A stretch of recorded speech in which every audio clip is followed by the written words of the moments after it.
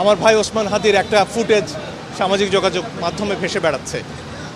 মৃত্যু হবে তিনি জানতেন, রাজপথের মৃত্যু হবে তাও হয়তো জানতেন।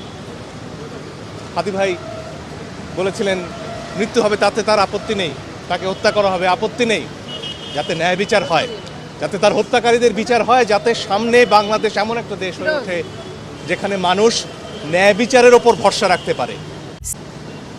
ওসমান হাদি তার জীবনের শেষ দিনগুলোতে মানুষের কাছে দাঁড়ে দাঁড়ে যাচ্ছিলেন ভোটের জন্য।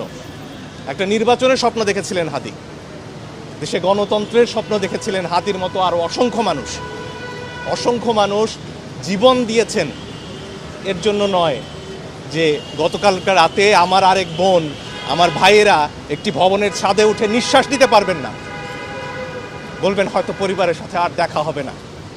ওসমান হাদি এমন বাংলাদেশের স্বপ্ন দেখেননি। তাই ন্যায় বিচার নিশ্চিত করতে হবে, সরকারকে অবশ্যই দায়িত্ব নিতে হবে, প্রত্যেকটা প্রাণের নিরাপত্তা দিতে হবে, এর কোনো বিকল্প নেই। এবং আমাদের সবাইকে, বিশেষ করে গণমাধ্যম কর্মীদের সামনে আসতে হবে। আমাদের দায় শুধুমাত্র পর্যবেক্ষকের নয়, সেই দায় থেকে বেরিয়েই আমরা জুলাই অভ্যুত্থান করেছি। এবং এরপরেও যখন যেখানে মানুষকে হত্যার আয়োজন করা হবে ক্ষুদ্র স্বার্থসিদ্ধির জন্য, সেখানে আমাদেরকে শুধু পর্যবেক্ষকের ভূমিকায় নয়, আমাদেরকেও রুখে দাঁড়াতে হবে।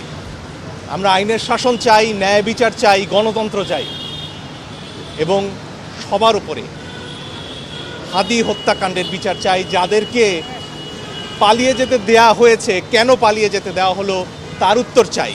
তাদের দায়িত্ব নিতে হবে। এ দায় গণমাধ্যমের নয়, কোনো গণমাধ্যমের নয়, সরকারের। এবং সরকারকে অবশ্যই বিচার নিশ্চিত করতে হবে।